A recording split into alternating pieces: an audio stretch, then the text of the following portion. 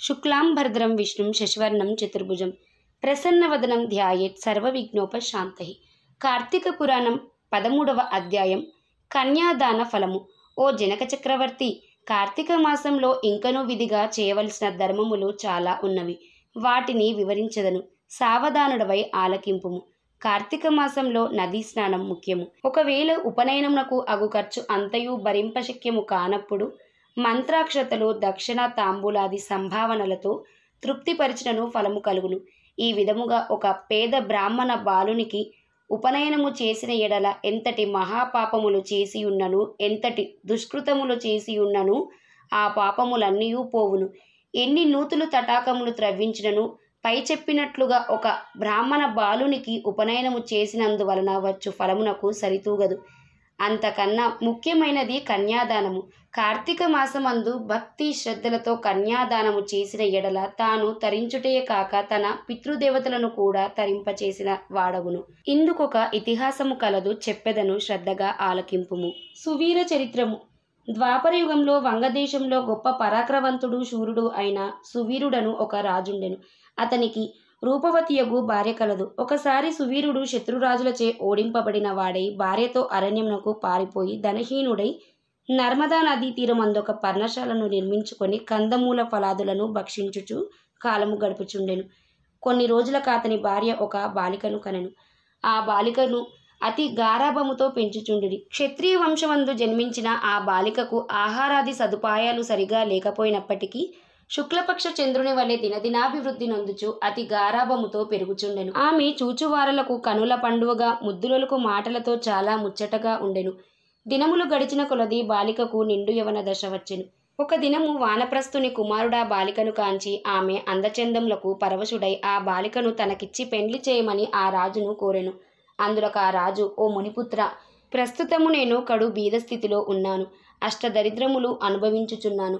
మా కష్టములు తొలుగుటకు కాన నాకు కొంత ధనమిచ్చిన ఎడల నా కుమార్తెనిచ్చి పెండ్లి చేతునని చెప్పగా తన చేతిలో రాగి పైసా అయినను లేకపోవుటచే బాలికపైనున్న మక్కువతో ఆ మునికుమారుడు నర్మదా తీరమున కుబేరుని గూర్చి ఘోరతపమాచరించి కుబేరుని మెప్పించి ధనపాత్ర సంపాదించెను.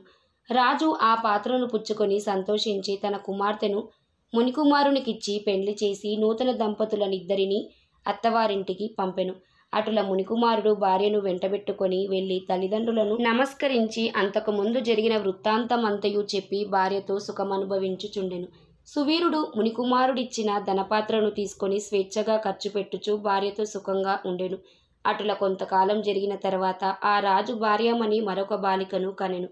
ఆ బిడ్డను కూడా యుక్త వయస్సు రాగానే మరల ఎవరికైనా ధనమునకు అమ్మవచ్చునన్న ఆశతో ఎదురు చూచుచుండెను. ఒకానొక సాధు పుంగవుడు తపతీ నది తీరము నుండి నర్మదా నది తీరమునకు స్నానార్థమై వచ్చును. దారిలోనున్న సువీరుని కలుసుకొని, ఓయి, నీవెవ్వడవు? నీ ముఖవచస్సు చూడ రాజవంశమునందు జన్మించిన వానివలే ఉన్నావు. నీవి అరణ్యమందు భార్యాబిడ్డలతో వసించుటకు కారణమేమి అని ప్రశ్నించగా సువీరుడు, మహానుభావ, నేను వంగదేశము నేరుచుండెడి సువీరుడను, రాజును. నా రాజ్యమును శత్రువులు ఆక్రమించుటచే భార్యా సమేతముగా ఈ అడవిలో నివసించుచున్నాను. దరిద్రము కంటే కష్టమేదియునూ లేదు, పుత్రశోకము కంటే గొప్ప దుఃఖము లేదు, అటులనే భార్యా విమోగము కంటే గొప్ప సంతాపము మరొకటి లేదు.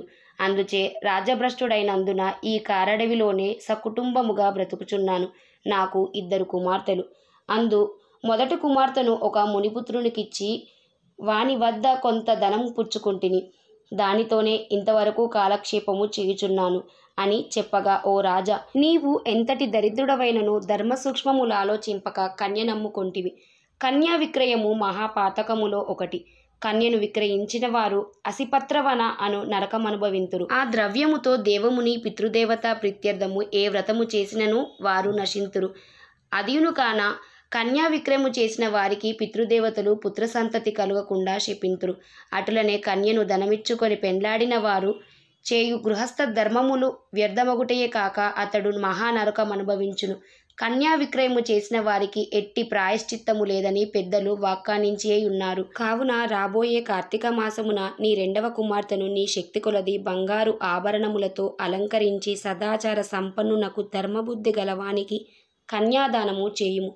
అటుల చేసిన ఎడల గంగా స్నానమనరించిన ఫలము, అశ్వమేధ యాగము చేసిన ఫలము పొందుటయే కాక మొదటి కన్యను అమ్మిన దాని పాపఫలము కూడా తొలగిపోవును అని రాజునకు హితోపదేశము చేయగా, అందుక రాజు చిరునవ్వు నవ్వి, ఓ మునివర్య, దేహసుఖము కంటే దానధర్మము వలన వచ్చిన ఫలము ఎక్కువ. తాను బ్రతికుండా భార్యాబిడ్డలతోనూ సిరి సంపదలతోనూ సుఖముగా ఉండక చనిపోయిన తర్వాత వచ్చడి ఏదో మోక్షము కొరకు ప్రస్తుతము ఉన్న అవకాశమును చేతులారా జార విడవమంటావా? ధనము బంగారము కలవారే ప్రస్తుత లోకములో రాణింపగలవారని ముక్కు మూసుకొని నోరు మూసుకొని బక్కచిక్కి శల్యమయ్యున్న వారిని లోకము గుర్తిస్తుందా, గౌరవిస్తుందా? ఐహిక సుఖములే గొప్ప సుఖములు కాన నా రెండవ కుమార్తెను కూడా నేనడిగినంత ధనము ఎవరు ఇస్తారో వారికే ఇచ్చి పెండ్లి చేస్తాను అని కన్యాదానము మాత్రము చేయను అని నిక్కచ్చిగా నుడివెను. ఆ మాటలకు సన్యాసి ఆశ్చర్యపడి తన దారిన తాను వెడలిపోయెను. కొన్ని దినములకు సువీరుడు మరణించెను.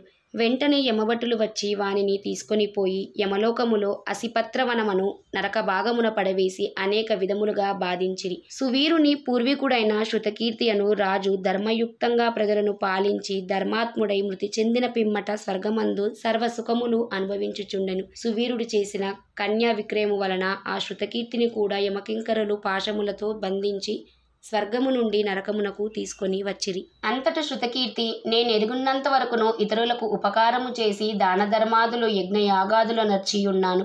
నాకీ దుర్గతి ఏల కలిగే అని మనమునందుకొని నిండుకొలది దీరియున్న యమధర్మరాజు కడకేగి నమస్కరించి, ప్రభు, నీవు సర్వజ్ఞుడవు, ధర్మమూర్తివి, బుద్ధిశాలివి, ప్రాణకోటినంతయు సమానంగా చూచుచుందువు. నేనెన్నడూ ఏ పాపము చేసి ఉండలేదు. నన్ను స్వర్గములో నుండి ఈ నరకమునకు తోడ్కొని వచ్చుటకు కారణమేమి? సెలవుండు అని ప్రాధేయపడను. అంత యమధర్మరాజు శృతకీర్తిని గాంచి, శృతకీర్తి, నీవు న్యాయమూర్తివి, ధర్మజ్ఞుడవు, నీవెటువంటి దురాచారములు చేసి ఉండలేదు.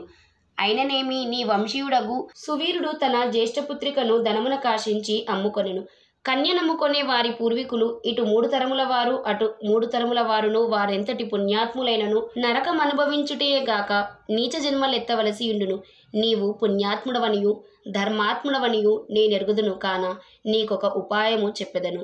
నీ వంశీయుడగు సువీరునకు మరి ఒక కుమార్తె కలదు. ఆమె నర్మదా నదీ తీరాన తన తల్లి వద్ద పెరుగుచున్నది. నా ఆశీర్వాదము వలన నీవు మానవ శరీరము దాల్చి అచటకు పోయి ఆ కన్యను వేద పండితుడగు శీలవంతుడనగు ఒక విప్రునకు కార్తీక మాసమున సాలంకృతముగా కన్యాదానము చేయించుము. అట్లా చేసిన ఎడల నీవు నీ పూర్వీకులు సువీరుడు మీ పితృగణములు కూడా స్వర్గలోకమున కేగుదురు. కార్తీక మాసంలో సాలంకృత కన్యాదానము చేసిన వారు మహాపుణ్యాత్ముడగును. పుత్రికా సంతానము లేనివారు తమ ద్రవ్యముతో కన్యాదానము చేసినను లేక విధి విధానముగా ఆబోతునకు వివాహమునర్చినను కన్యాదాన ఫలము అబ్బును. కనుక నీవు వెంటనే భూలోకమునకేగి నేను తెలిపినట్టుల చేసితివేని ఆ ధర్మకార్యము వలన నీ పితృగణము తరింతురు, పోయిరమ్ము అని పలికెను. శృతకీర్తి యమునకు నమస్కరించి సెలవు తీసుకొని నర్మదా తీరమున ఒక పర్ణ కుటీరములో నివసించుచున్న సువీరుని భార్యను కుమార్తెను చూసి సంతోషపడి ఆమెతో యావత్తు విషయములు వివరించి కార్తీక మాసమున సువీరుని రెండవ కుమార్తెను సాలంకృత కన్యాదాన పూర్వకముగా చతుర్వేదములు చదివిన ఒక బ్రాహ్మణ యువకునికిచ్చి అతి వైభవముగా వివాహము చేసెను. అటుల కన్యాదానము చేయుట వలన సువీరుడు కూడా పాప విముక్తుడై స్వర్గలోకములోనున్న పితృదేవతలను కలుసుకొనెను. కన్యాదానము వలన మహాపాపములు కూడా నాశనమగును. వివాహ విషయంలో వారికి మాట సహాయము చేసినను పుణ్యము కలుగును. కార్తీక మాసమున కన్యాదానము చేయవలయునని దీక్షభూని ఆచరించిన వారు విష్ణు సాన్నిధ్యము పొందుదురు. శక్తి కలిగి ఉండి ఉదాసీనత చూపువాడు శాశ్వత నరకమును కేగురు. త్రయోదశాధ్యాయము 13వ రోజు పారాయణము సమాప్తం.